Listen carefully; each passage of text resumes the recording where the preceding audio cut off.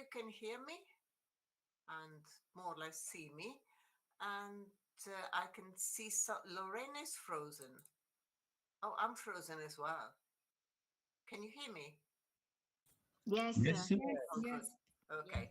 Just, Yes. just because I can see my face, horrible face, everything is sort of okay. It's starting. My screen was frozen and nothing was working. Okay, now let's hope it started. So, how you doing, everybody?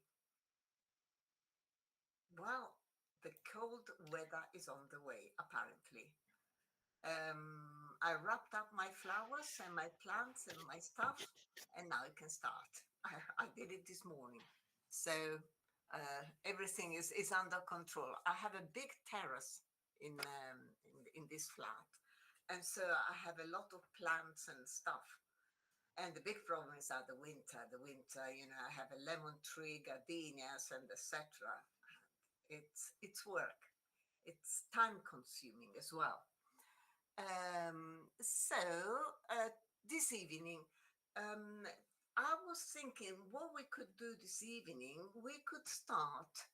Um, Maybe we could start with a video, just for a change, and then we can decide whether we want to do some items of news or carry on with the lesson about the language. But we could start with the video. The video, it's quite a long lesson because I have divided it up into before the video and after the video. So before the video, we have the preparation with all the vocabulary you're going to meet um, while you're watching the video. A little bit of pronunciation because, yeah, I think it's always good. Remember that if in your brain you can hear the word, maybe um, uh, in order to get the perfect pronunciation, very often you need a little gift. You need to be able to imitate perfectly people. But if you can have the sound of a word the way it is in your brain, when you listen to people, then it's easier to understand.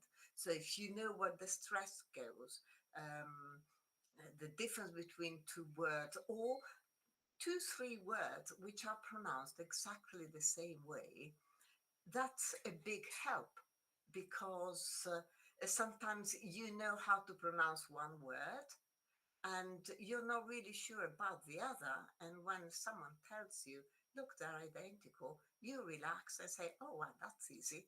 So this is the good thing about homophones. Okay, so we could start with that, and then maybe we could do the first part of the video. So reach the bit where we can actually watch it. It's quite interesting. And it's about senses, so smell, sight, hearing, and etc. Oh, and then before I forget, we can spend maybe 10 minutes to finish off. Last lesson we started and we had a look at the preposition to when it's followed and is behaving like a preposition. And so whatever happens when to is followed by behaves like a preposition and is followed by a verb, the verb becomes a noun and gets the ing form. I gave you a little trick, the sentence and etc. Maybe this evening we could spend another 10 minutes having a look at the difference between the two infinitive and the ing form. All the various meanings the ing form can have, the way it can behave, object, subject, adjective, and etc. It's quite interesting. Okay, now I'm going to open up my stuff and then share. All right, so canceling the password. Okay.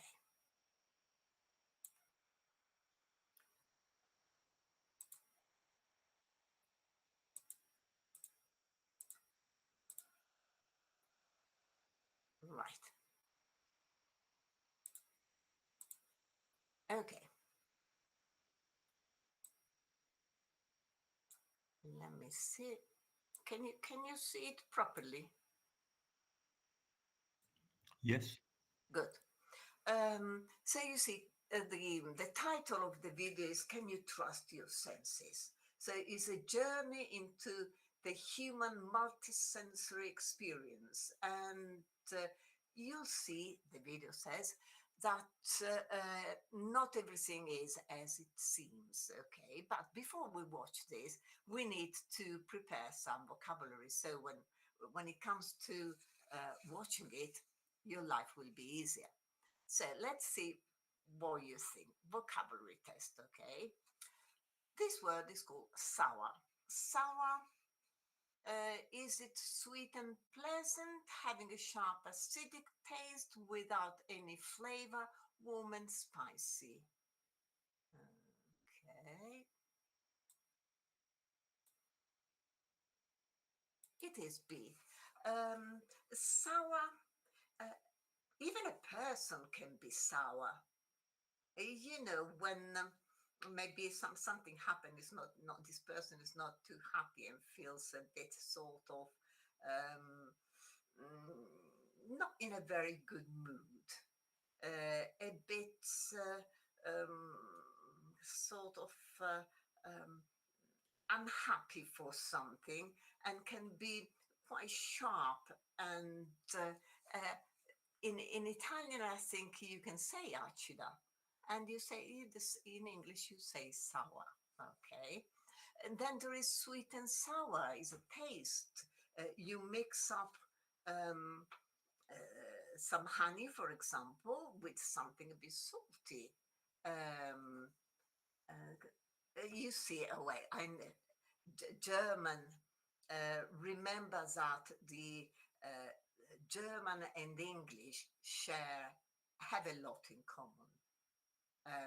Very often, um, it happened to me in the past, and sometimes when I read things, but traveling, I happened to be in the German. In Switzerland, but the German part of Switzerland, and I was reading around to discover that, okay, I missed out a lot of words, but I could understand more or less, you know, thanks to English. And I was with my dog, and I heard the woman saying hund, and my dog in English is a hound. So there are a lot of words. Okay, number two. Number two is stale. Stale, fresh and crispy, sweet and juicy, soft and creamy, old and no longer fresh. Yeah.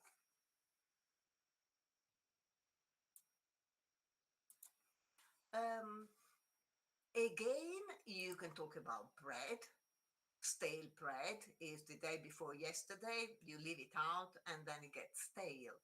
Um, you can talk about some information or some news being stale when, well, it's not novelty any longer.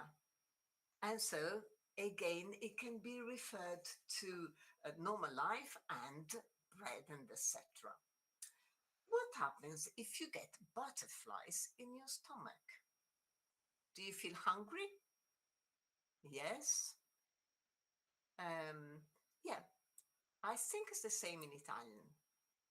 Uh, you get the same, you have the same idiomatic expression. So you're feeling nervous or excited. Definitely not relaxed, definitely not hungry, and not sick from food. Okay, this one is telltale. If you look at the word, you can understand the meaning. Is a clear sign of something, a secret kept hidden, A type of small animal or a funny story? Hmm. Okay.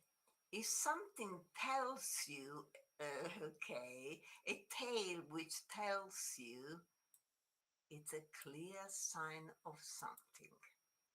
Yeah. A telltale, you use it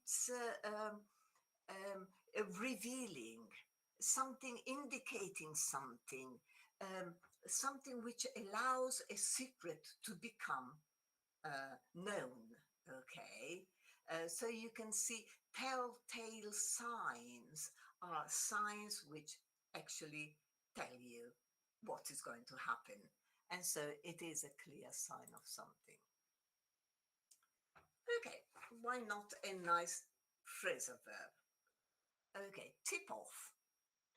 To make someone fall over, to lose balance, to warn or give secret information, or to cover something. Mm,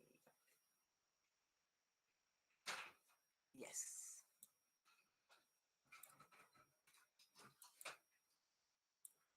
definitely. Um, Tip off, when you give um some private information or you reveal a secret, you can tip off someone. So you tell this person what's going on, or for example, the police. Something happens, you know uh, what's going on. You go to the police and you tell the police, and so you can use it as a noun, a tip off. You write it. The only thing you go like this, tip off, and becomes a noun.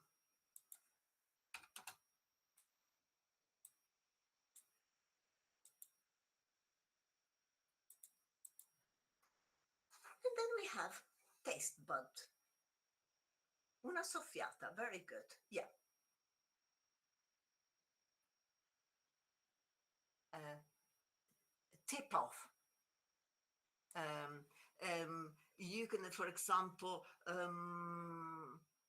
you you can tip someone off, or you can tip off someone. Okay, either. I'll write it here.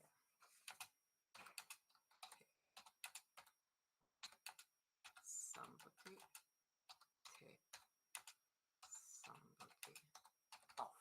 Okay.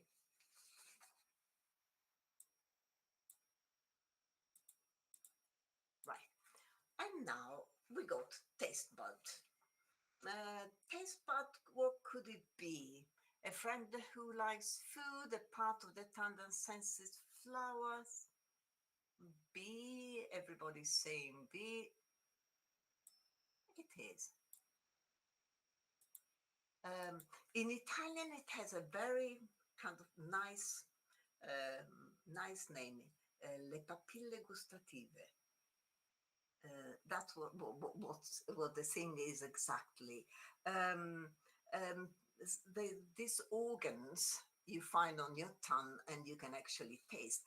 But let's see if you know all the meaning of bud.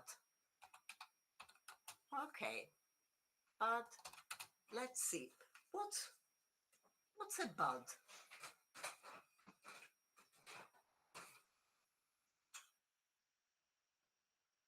Yes, very good. So, partially open.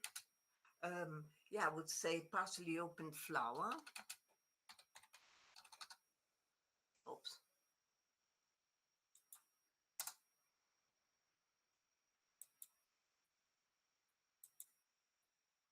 Ah, okay, managed.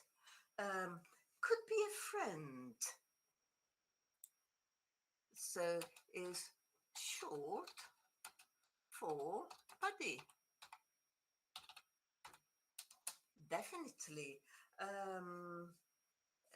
For example, if you're talking about a budding poet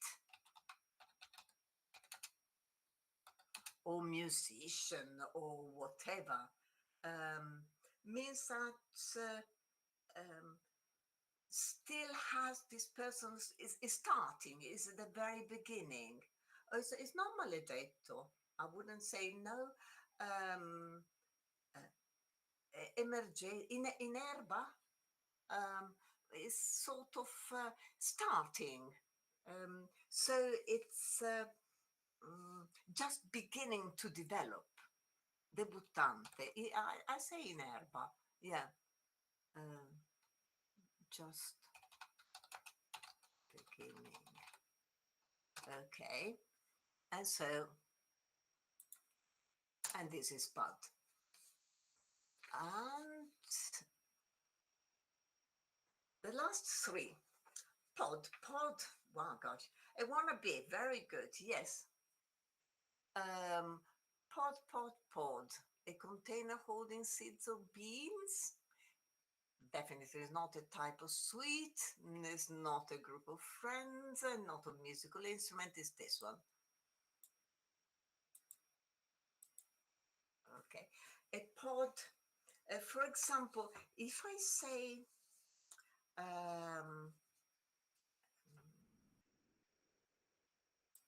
that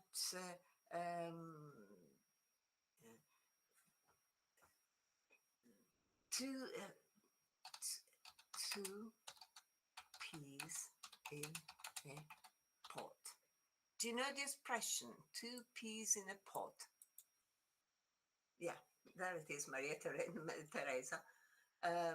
Two peas in the pot means these two people are very, very identical. Yeah, very, very similar. Extremely similar, identical. Okay, and let's put it with, I put it up here with the pod. So, and then we got scent. Scent, strong flavor, a type of spice, or a pleasant smell. Yeah.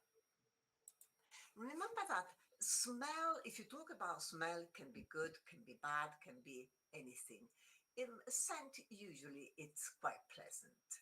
There was a very good film with Al Pacino, Scent of a Woman. Very old, but really, really good. And the last one, yeah, sniffing out. If you're sniffing out something, are you ignoring? Smelling something by accident, discovering or finding by searching, or eating something quickly? Yeah.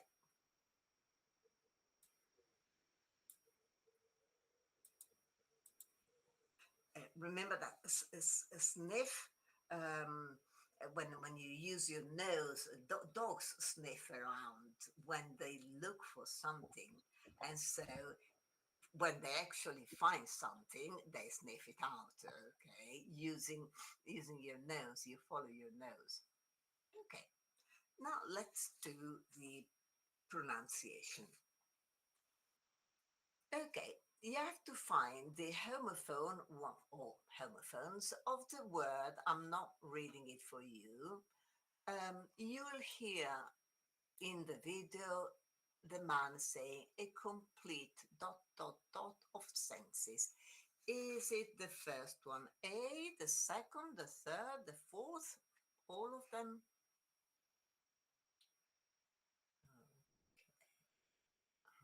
Uh-huh. It's this one.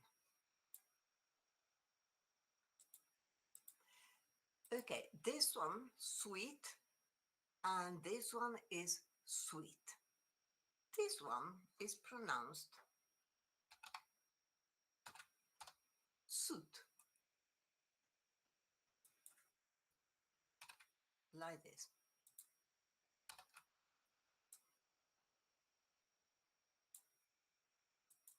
So remember that sweet, okay, sweet can be a series of items, one after the other, and this is the spelling.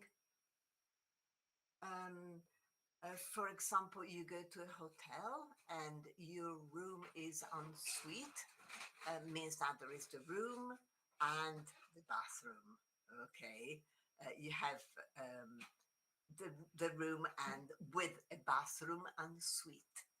Okay, and the uh, sweet is the opposite of, for example, sour or bitter, and the pronunciation is identical. While the first one, this one is, remember, suit.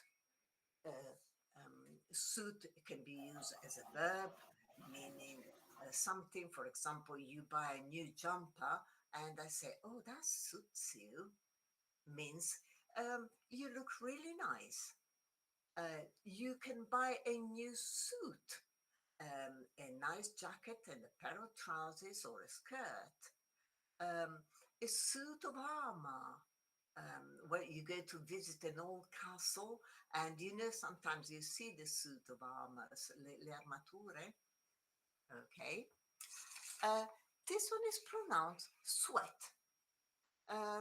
Sweat, for example, when it's very, very hot, you start sweating copiously, and sweat is the liquid which comes out. Okay, usually sweat, when you talk about sweat, is uncountable.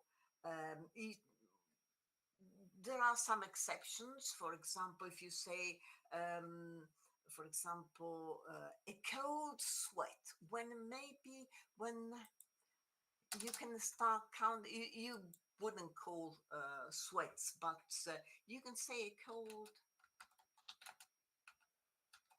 maybe because you want to distinguish it from a hot sweat. I have no idea. Or you are in um, covered in beads of, if you, beads of sweat, all those little drops, they call beads of sweat. And so remember that sweat. Swift, swift.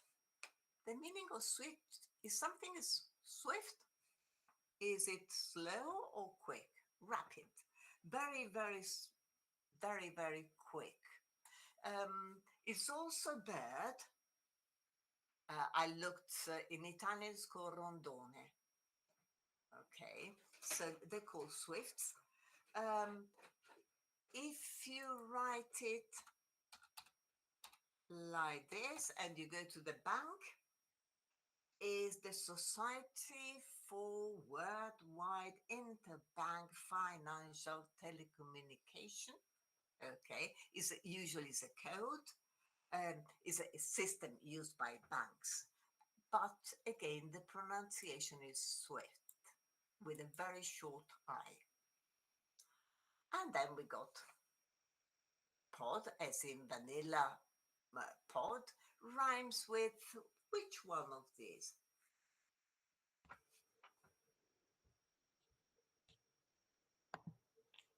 Okay, A, definitely. Yeah. Pod rhymes with God because this one is good, and this one is mood, and this one is love. So remember that this one is love, love. Uh, Mood is nice and long. Okay. And good, you can you hear the difference of the mood, nice and long, good, nice and short. Um, Usually, when is, there are exceptions, okay. Um, when you find LOD, very often is pronounced in a short way, good, book, look, okay, and the set of the consonant. But there are exceptions like mood. Moon is long, okay. If you want, I'll put together a lesson, um, again, blood. There are only two words in English. There are only two words with a double O which are pronounced. I haven't got the symbol, but anyway, I put like this. I'll pronounce R. Okay, one is blood and the other one is flood. There are the only two. If you want, maybe next time, I have some sort of explanation. Again, there are a lot of exceptions, but when to pronounce good and when to pronounce mood, long and short. Again, I say book, okay? But if you go up north, in some region of England, some people say book. Those are regional pronunciations. What I'm teaching you usually is the standard pronunciation, British standard pronunciation, okay?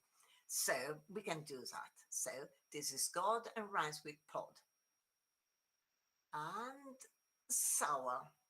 Sour has the same final sound as which one?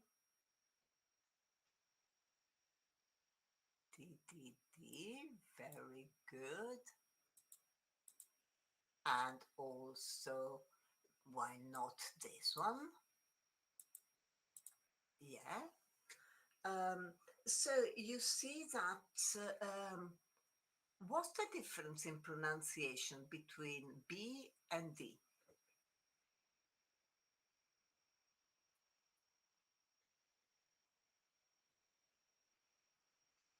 They're identical.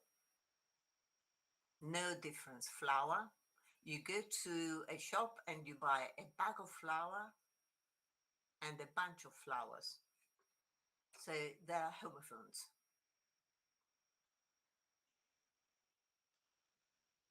I'll write it in the note. So,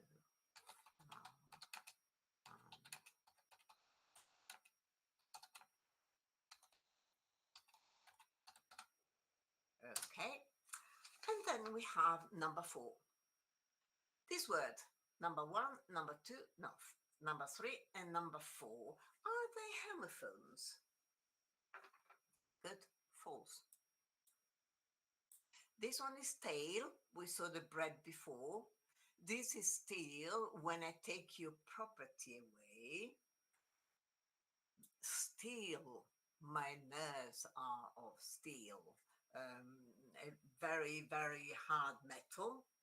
And still, which can have more than one meaning. Yeah, exactly. I'm still teaching, but if I say keep still, more than quiet, also uh, without moving, without moving, um, um, without speaking, without doing anything. Exactly, freeze. Very good. And now we get into number 5. Number 5, it's this one. Has 3 syllables. And the main stress, remember that in English there is always a main stress. Is it in the mid, the third, the first, or the middle?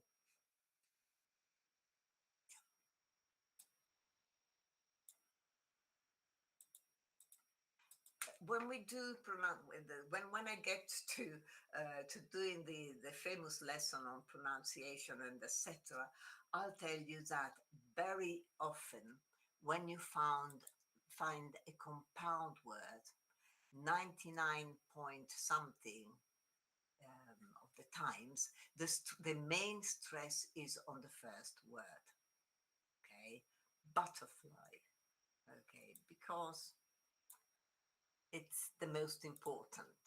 Okay, so is this one butterfly. The rest goes down, and your stress is here. And the same for this one. We have the famous telltale, 2 syllables, and the main stress, yeah, again on the first one.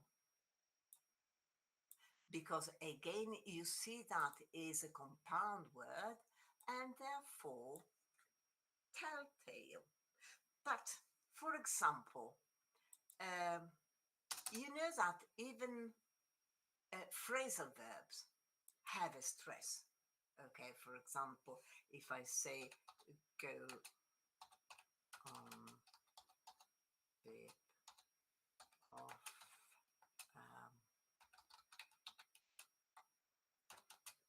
example, remember that with phrasal verb, the stress goes on the bit which is important.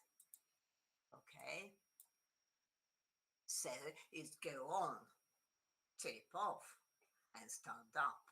Okay, on this on the preposition. Okay, the moment, for example,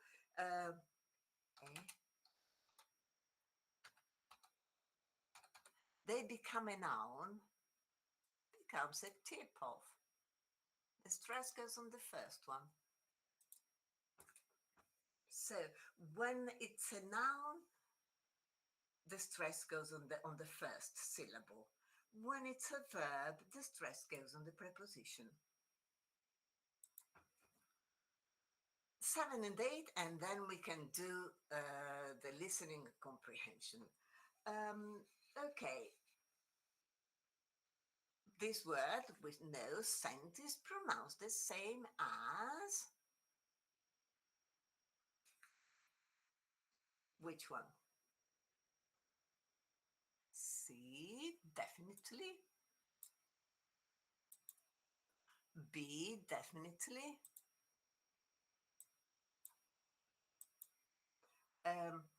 It's very similar, but this one is got a schwa.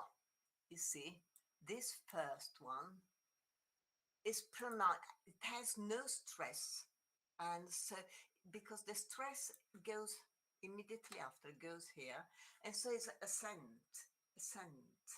So it's slightly different. Okay, scent, scent. This one is sense. So it's B and C. This one, not really. And this word is a homograph with 2 pronunciation. Which tense is pronounced like red? The present, the future, the past, or the infinitive?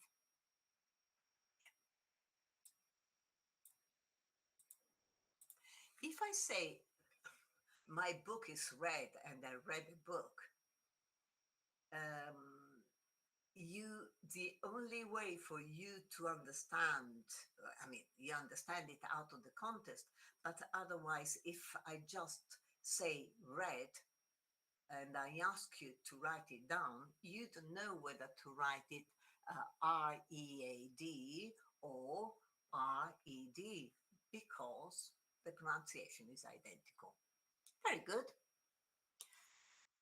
Now we can put our feet up, watch the video, and then we can answer the questions. And what we could do, we could keep maybe the idioms, the quiz, maybe for next lesson.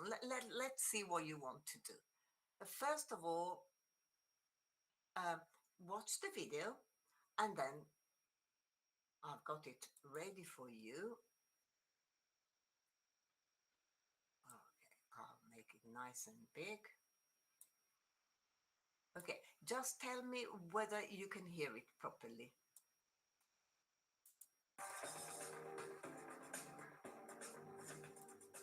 Eurosock. Can you hear it? Yes. Good.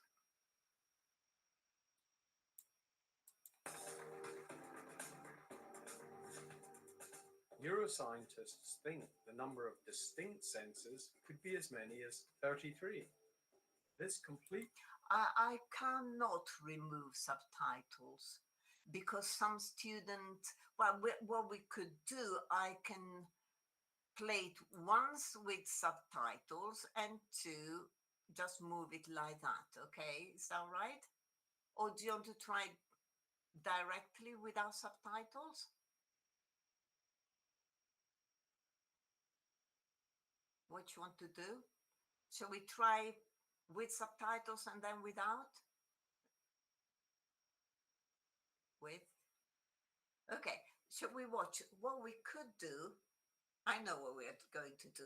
We can watch it the first time with subtitles.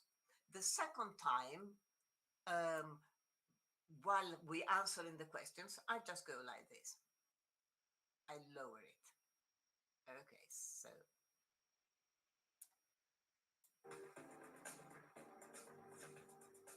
Neuroscientists think the number of distinct senses could be as many as 33. This complete suite of senses detects pressure, light, chemicals, and heat. And all of this information is integrated in our brains in ways we hadn't even imagined. Sounds can affect how things taste. How things smell can affect how they feel. How they feel can affect what we see. What we see can affect what we hear. These two discs just pass through each other, right? But look again at the same thing with a boing noise added when they meet. They seem to bounce off each other.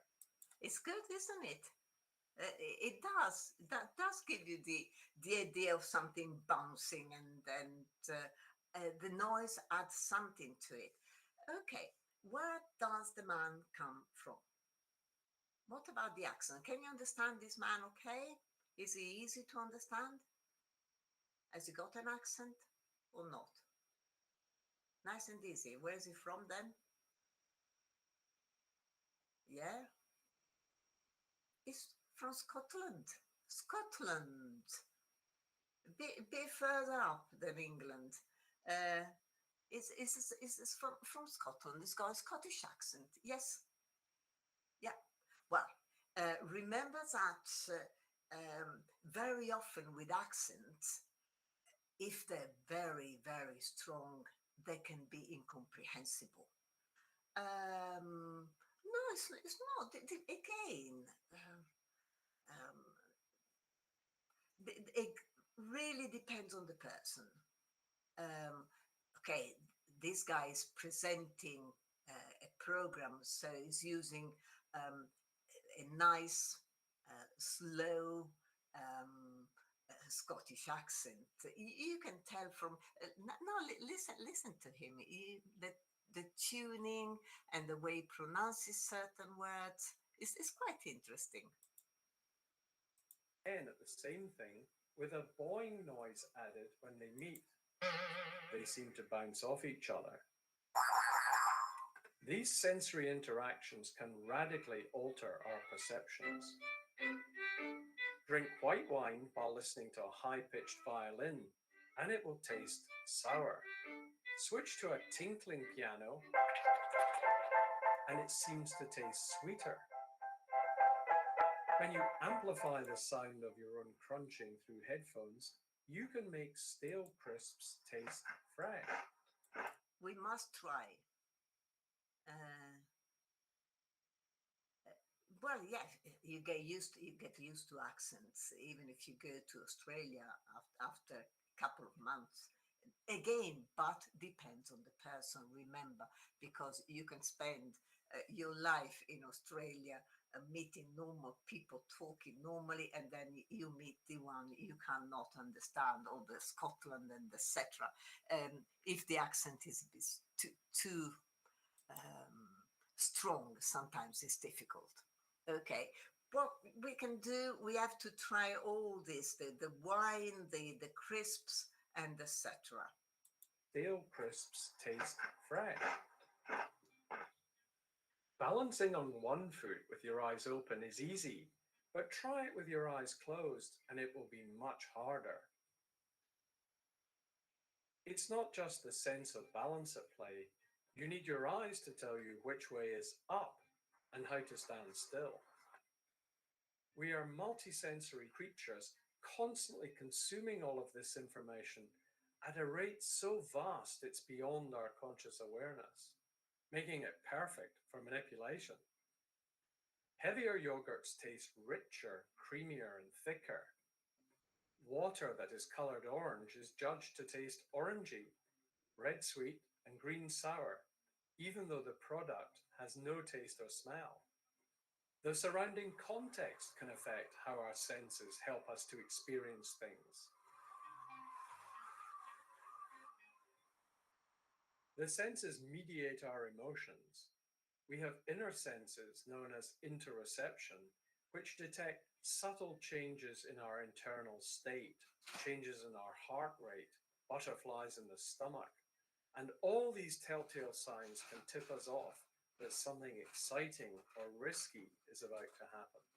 You see the way it's using, the Perception, which detect subtle changes in our internal state, changes in our heart rate, butterflies in the stomach. you see, and all these telltale revealing, signs can tip us off, giving info. All these telltale signs can tip us off that something exciting or risky is about to happen. However rational and intellectual we like to think we are still strongly guided by our senses. Change the color of your favorite, most delicious smelling food, and you'll find the thought of eating it repellent. Would you see the way it says repellent? Have a look at this. Would you eat that? I don't know. It's a bit too purple for my taste. And then some color gives you the idea of something not being fresh or not being edible. By knowing all of this, can we hack our multisensory bodies to help us live better, healthier lives? Nanotech salt has an increased surface area of 1,000,000-fold, meaning less salt is needed to give our taste buds the same savory kick. And if you eat your meal off a smaller, redder plate, you'll eat less. Food tastes sweeter if we add the aroma of vanilla, even though vanilla pods themselves have no sweetness. We can make food taste better not by adding salt, but by adding scent. So keep an eye on sniffing out sensory tricks and get a taste for feeling your instincts. Come to your senses with BBC Radio 4.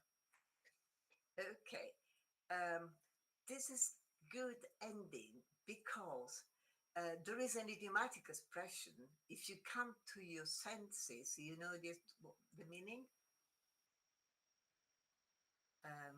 If you come to your senses, meaning you start using your brain, you start kind of understanding and etc.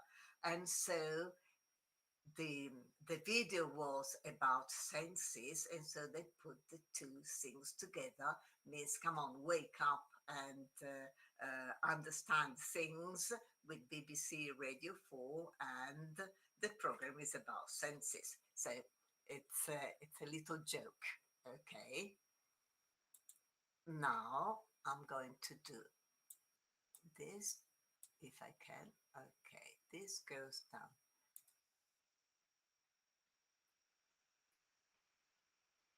All right, and then I get this. Okay, what we could do now, if you want, well, we can answer a few questions and then have a look at some. Oops, my monitor is, but I'll switch it back on. It's not a problem. We can answer a few questions and maybe watch bits and pieces without subtitles. So this is a good idea. Maybe the first time, relax, watch it with subtitles, try to understand as much as you can. The second time, always try to watch it without, okay? So, the first one, let's see, 21 seconds. According to neuroscientists, how many distinct senses might humans have? Can you remember? Yes, definitely 33.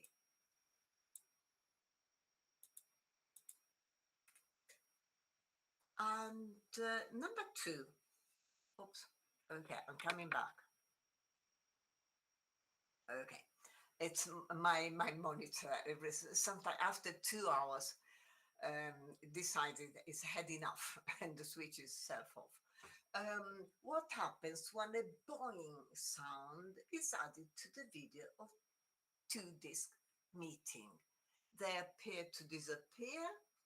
They appear to pass through each other. They appear to bounce off each other. Yes, very good. It's C. Okay, one thing, boing.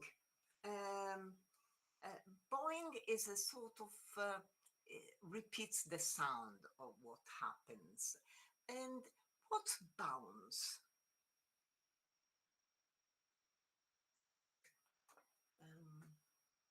Yeah, sort of. Imagine a ball and you throw it against um, on the floor or against it bounces back. Okay, uh, in uh, uh, in the old days, if you, I don't know whether you can remember, I haven't used one for a very long time. You know, checks when you went to the bank and you used to pay things with checks. Okay. Um, if someone, for example, gave you a check for €100, you went to the bank and you paid the check in to your bank account. And the next day, the bank phones you up and says, the check has bounced, meaning there was no money. And so the check came back, bounced back unpaid. And so they called it a bounced check. That's now people don't use checks any longer, so we don't have the problem. Number 3, drinking white wine while listening to high-pitched violin makes it taste fresh, sour, rich, or salty. Gosh, you paid attention to this thing. Yes, definitely sour. Um, um, Pitch, it's a high pitch. Pitch is the intensity of a sound. Okay, it can reach its pitch. If it's high pitch, means it's very, very, very high, very kind of strong, and the intonation, the kind of the tune is really, really high. And number four, amplifying the sound of your own crunching can make crisps taste fresher, saltier, lose their flavor. Very good. Okay. One thing, what are crisps?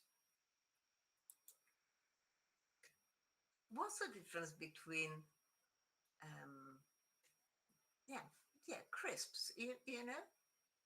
Yes, San Carlo, those are crisps. And the ones instead you have with uh, fish and chips. So remember, I think the Americans call everything, call them French fries. Okay, the English call them chips. Okay, so chips are the one you get a potato, you chop it up, and you fry it up, while crisps are more in a bag and already made, and they're very crunchy and crispy and etc. Crisp is also something which goes crack when you break it. And number five, balancing on one foot is harder with eyes closed because, okay, very good. You need your eyes to help you balance. Okay. Would you like to listen to it as far as this bit without subtitles? So you can concentrate on the voice. Okay. I'll get him back. I just start it and then I move down the subtitles. Neuroscientists think the number of distinct senses could be as many as 33. This complete suite of senses detects pressure, light, chemicals, and heat. And all of this information is integrated in our brains in ways we hadn't even imagined. Sounds can affect how things taste. How things smell can affect how they feel. How they feel can affect what we see. What we see can affect what we hear. These two discs just pass through each other. There is no transcription here. I moved down. You shouldn't be able to see it. Can you still see it?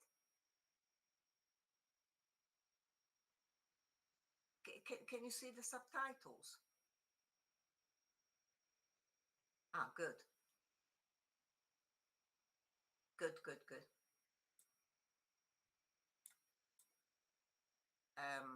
Because the transcription, there is no transcription. I'm not showing it. Nicolette, I can't understand you. I think I sent the transcription, but if you don't want to see it, the best thing to do is not look at it. There is no transcription here at the moment.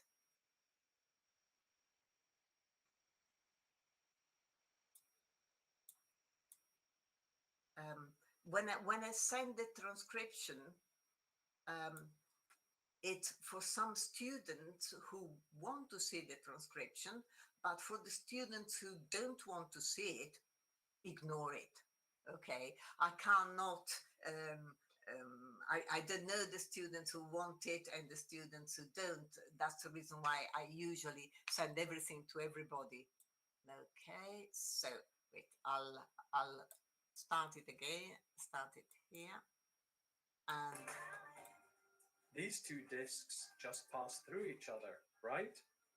But look again at the same thing with a boing noise added when they meet. They seem to bounce off each other. These sensory interactions can radically alter our perceptions. Drink white wine while listening to a high-pitched violin, and it will taste sour. Switch to a tinkling piano, and it seems to taste sweeter. When you amplify the sound of your own crunching through headphones, you can make stale crisps taste fresh. Balancing on one foot with your eyes open is easy, but try it with your eyes closed and it will be much harder. It's not just the sense of balance at play. You need your eyes to tell you which way is up and how to stand still. okay, so we can carry on. Okay, so you need your eyes to help you balance. Okay, and let's see if you can remember. Colored water can change perception of taste. What taste is often linked with the color red? Sweet, yes, probably because it reminds you of cherries or something.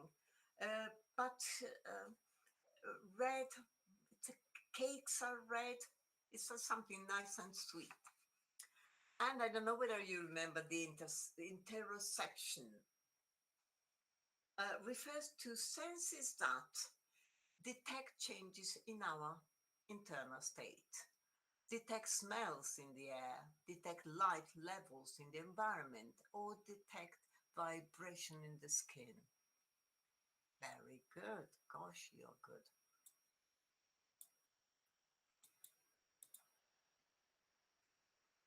And the last three. Changing the color of your favorite food, it can make you find it even more delicious. Wanted to eat more of it? Find it repellent? Yes, it is. Find it repellent. It can, there is a nice phrasal verb to say that something, that when you find something repellent, something which can put you off. If something puts you off, means you don't feel like, it's not just food. Okay, for example, I'm eating and you start talking about something disgusting and say, oh, can you stop that? You're putting me off my food. Okay, I feel, I don't feel like carrying on eating. But again, but remember that put off as a phrasal verb also means postpone. So you see, it depends on the way you're using it. And number 9, nanotech salt is effective because it has less sodium, it has no flavor, it tastes sweeter than normal salt, it has much larger surface area.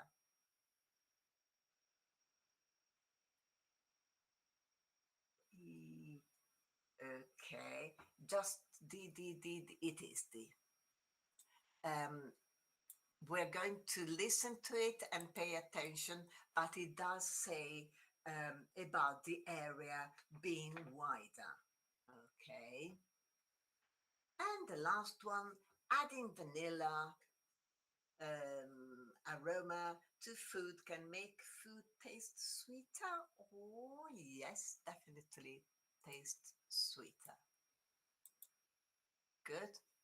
Okay, just check this one. It has a much larger surface area, and I'll go down. We are multisensory creatures, constantly consuming all of this information at a rate so vast it's beyond our conscious awareness, making it perfect for manipulation. Heavier yogurts taste richer, creamier, and thicker. Water that is colored orange is judged to taste orangey, red sweet, and green sour, even though the product has no taste or smell. The surrounding context can affect how our senses help us to experience things. The senses mediate our emotions. We have inner senses known as interoception, which detect subtle changes in our internal state, changes in our heart rate, butterflies in the stomach. And all these telltale signs can tip us off that something exciting or risky is about to happen. However rational and intellectual we like to think we are still strongly guided by our senses. Change the color of your favorite, most delicious smelling food, and you'll find the thought of eating it repellent. By knowing all of this, can we hack our multisensory bodies to help us live better, healthier lives? Nanotech salt has an increased surface area of 1,000,000-fold, meaning less salt is needed to give our taste buds the same. So the surface area increases of 1,000,000-fold, meaning 1,000,000 times, and so it has a larger. Nanotech salt has an increased surface area of 1,000,000-fold. Okay, so that was our answer. Yes. meaning less salt is needed to give our taste buds the same savory kick. And if you eat your meal off a smaller, redder plate, you'll eat less. Food tastes sweeter if we add the aroma of vanilla, even though vanilla pods themselves have no sweetness. We can make food taste better not by adding salt, but by adding scent. So keep an eye on sniffing out sensory tricks and get a taste for feeling your instincts. Come to your senses with BBC Radio 4. Okay. Is it finished? Yes. And so, okay. We saw the million-fold equal.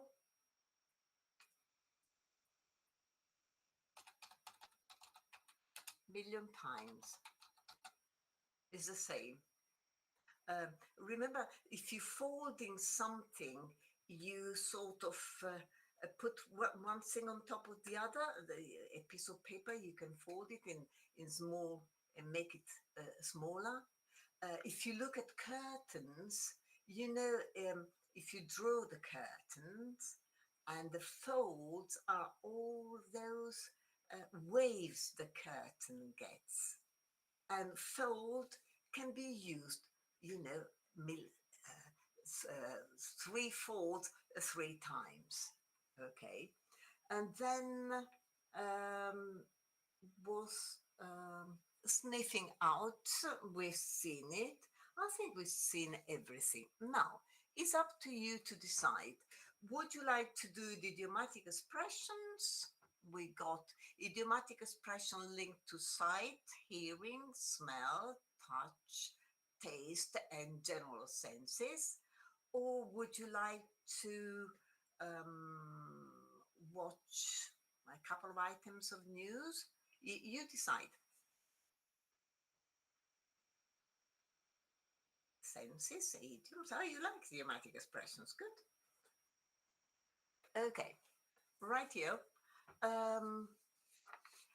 These are again I have my little obsessions, and my little obsession, my old students know, go from homophones, homographs, and idiomatic expressions. Um, Again, they're very good for students. Remember that English is a highly idiomatic language. But of course, when people talk to foreigners, they avoid using idiomatic expressions. But when you watch a film, when you talk to people in a general conversation, very often you hear these things, and if you don't know the idiomatic expression, sometimes you understand, you know, every single word, but then when you put them together, you can't understand what the people are talking about.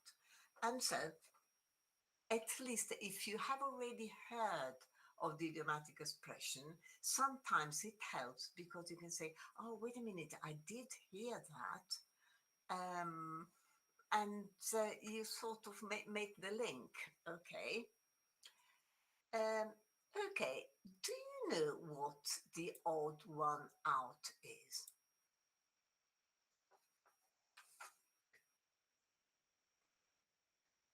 Yes, l'intruso. Sometimes they give you a list of words which have all the same or similar meaning, and there is one word which is different, and that is the odd one out. L'intruso, very good. So we have A, B, C, D, and etc., etc., and there is one, all of them, but one refer to uh, the same thing. But there is one which is different. Okay, so have you ever heard this one? A chip of the old block. Do you know what this is? let me wait. I'll go like this so I can give you the meaning. Well, chip, we just talked about chips. But for example, you have a glass and is slightly broken. Okay, it's chipped. A chip is also una scheggia. Okay, so if you take it off the old block, okay, the old block is the original, for example, the original block of wood, and you get a little chip. And you use this idiomatic expression when you want to say to someone that this person resembles her or his parents. Oh, you are a chip of the old block, meaning you like your father, you like your mother, okay?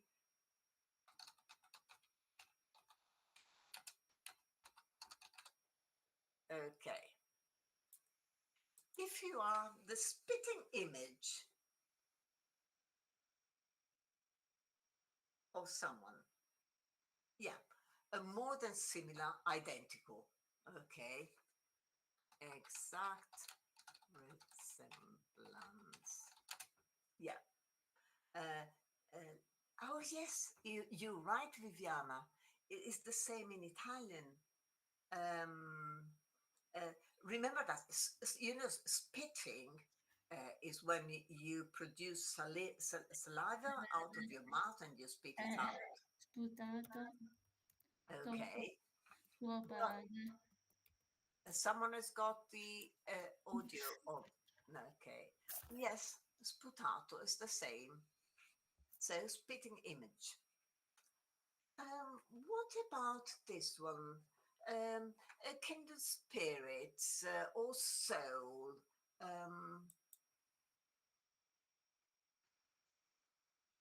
Have you ever meaning? No. You find someone who has the same feelings, the same attitudes as yourself. Affine, very good. Yes. So, individuals with same feeling.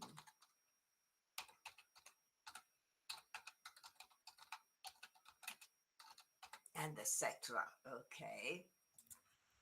Have you ever seen this one? Like chalk and cheese. Like chicken cheese. Ah, sì, ho That sentito. was, I think it's Viviana. You got your audio on. Different.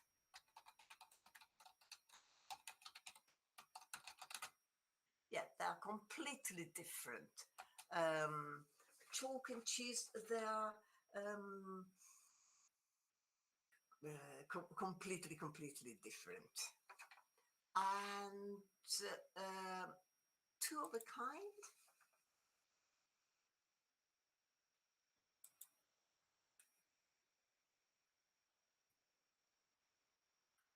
Is very similar to this one. So two of a kind, very similar, same interests, and etc. And like two peas in a pod because we did it before. So we have this one is the odd man out. Okay. And now we're going, this was a bit difficult. The others, now they're quite easy. So if I say to you, I see you arriving and I say, oh, a sight for sore eyes. Okay. Yes, very good. You see someone and is you are exactly the person I needed to see in this very moment. So is A. You say, oh, you are a sight for sore eyes. Someone has the audio on. I can hear the pages turning. And if you see eye to eye, do you look directly at somebody when you're speaking to them, or you agree with somebody, or you share the same position or opinion? It's B. I think there is something similar in Italian. Um, uh, if I look directly as somebody, I'm looking directly at you. Okay, I'm looking at you. Uh, but if I see eye to eye, you agree. You share the same position, opinion of some as somebody else. Okay, and these are the ones for sight.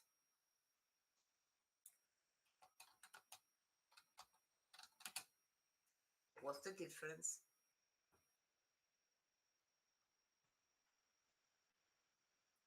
Sight and sight is they're the same. Very good. So remember that GH is completely silent. Okay, hearing. If you can't hear yourself think, what happens? Um, is it used to describe absolute silence or stillness? Or you can't concentrate on anything due to overwhelming noise? Uh-uh. No, it's B. Means that the noise is so loud that you can't hear yourself think. Okay, so remember, you can't concentrate because there is too much noise. You can't even hear your own thoughts. So usually say, I, oops, I can't hear myself think. Okay, exclamation mark. And if you hear something through, or you hear something on the grapevine, you hear information directly from the most reliable person rather than from rumors, or through an informal means of communication, and is gossip. Yes, it is gossip. B. Yeah, it is gossip, and usually, well, Reliable. it's you don't really believe it, but you hear it through the grapevine. While this one, if you hear information directly from the most reliable person, there is an idiomatic expression. You hear From what? it straight from where? The horse's mouth. If you hear it straight from the horse's mouth, means the source is reliable. It's where everything started. Okay, so this is the meaning of a smell. If something smells fishy, is it feeling of suspicion about something or somebody, or be blamed for something you didn't do? Yeah. I think in Italian, puzza di bruciato. Yeah, it is puzza di bruciato. Well, in English, it smells a bit fishy because you can smell it immediately that there is something wrong, something wrong going on.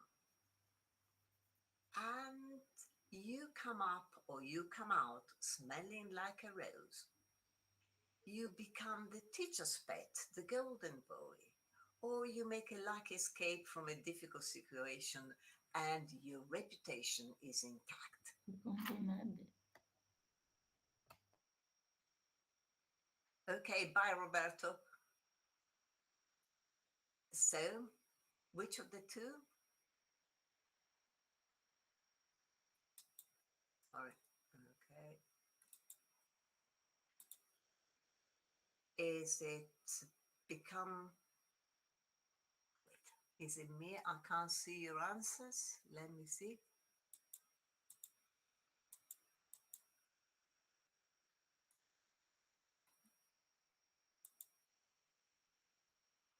I don't know. So, is it me not being able to see your answers? I think maybe it's. Let me see if it's frozen again.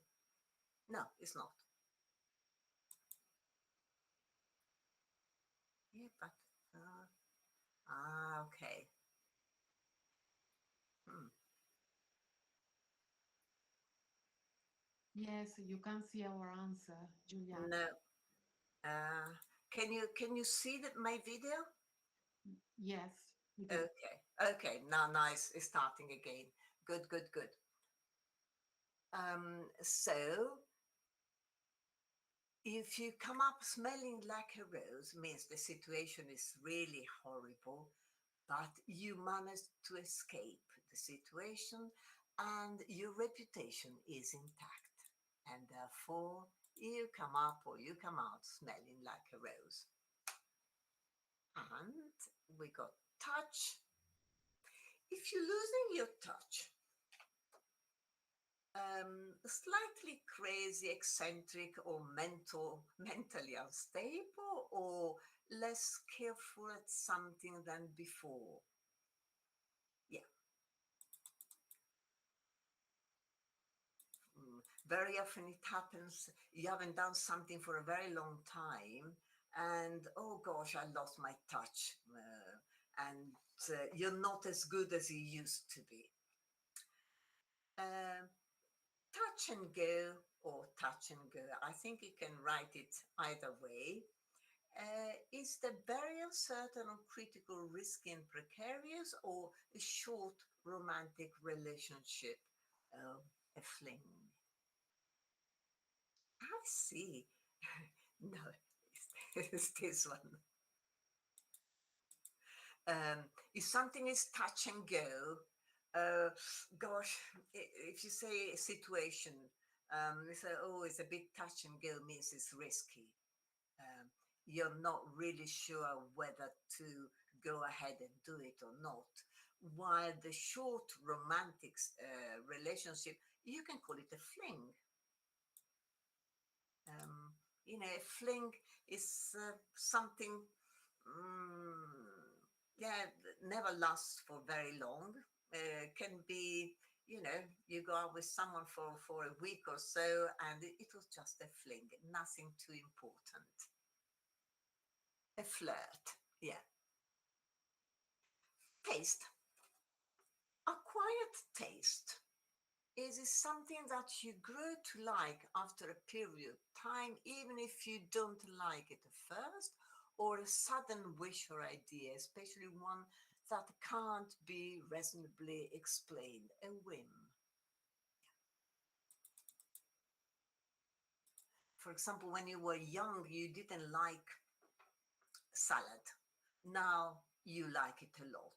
It's an acquired taste because in the past you didn't like it. Now, slowly, slowly, it's growing on you. You can say something grows on you. It's growing on me. For example, if you say it's growing on me, means, well, I didn't like it, but slowly, slowly, slowly, I start liking it. Okay, it's the process, the changing process. Okay, and if you give someone a taste of their own medicine? Be very concerned for somebody and wanting to make sure that they're very comfortable, well, or happy, or treat someone badly in the same way they treated you. It is B.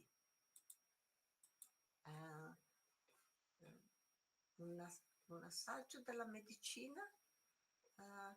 I think there is something very similar in Italian, but I'm not really sure. Dare lo stesso. Rendere pan per focaccia. Oh yes, you're right. You're right. Very very good. Pan per focaccia. You see, the Italians go more on the food, while the Brits go more on the medicine and the general mind and senses and etc. Okay, we saw the end, and I told you it was a little joke from the BBC. Come to one's senses. Start thinking in a reasonable, sensible, realistic way again.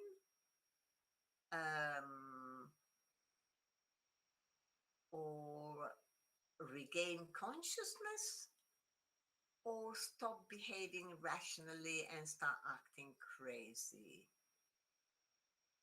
I would say definitely this one. But, for example, if you faint, then you can regain consciousness. You come to your senses. So it can be also be, if is usually, oh gosh, I fainted, and then when you regain consciousness, you come to your senses again. But the idiomatic expression is start thinking in a reasonable, sensible, realistic way again. Okay, so A and B. Well done. Gosh, we've done everything. Let me see if I told you absolutely everything. I told you about the butterfly. I told you about the folds, the scent and the sniffing and everything. Okay, we're done.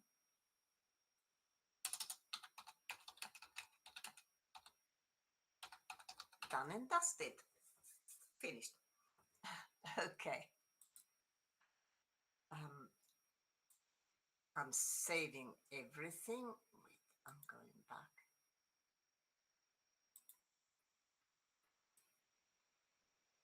Okay, we still have 5 minutes.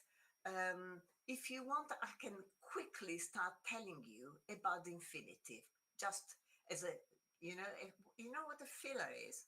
Filler?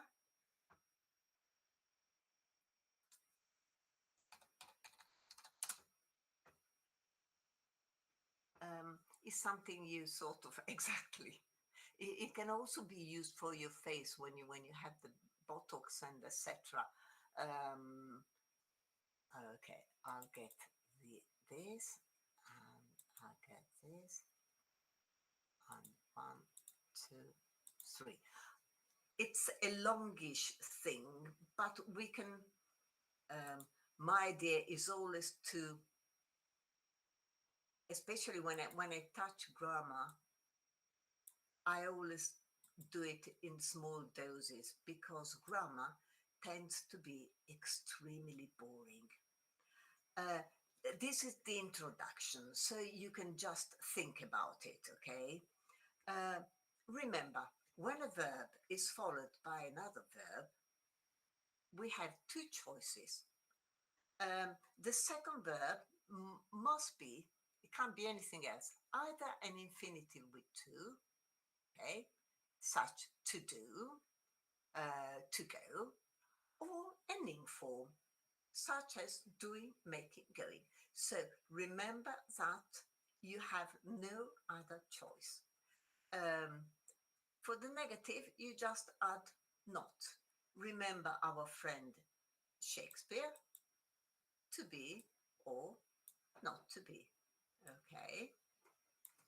I like not having to get up early at weekends. Let's have a look. Gerunds and infinitives. Remember that gerunds behave like nouns, and this is very important because if you manage to understand it and start treating the gerunds and thinking in Italian, very often you use the infinitive as a noun. For example, you can say il ballare è interessante, um, il cantare mi piace da morire. Maybe it's not very nice, but grammatically is correct, okay? In English, very often you can do that with infinitive, but very often you do it with the gerund because the gerund is a nice noun and it's ready for you. Infinito sostantivato, exactly that. Exactly, Daniela. A gerund is a verb ending in ing, and it functions as a noun in a sentence.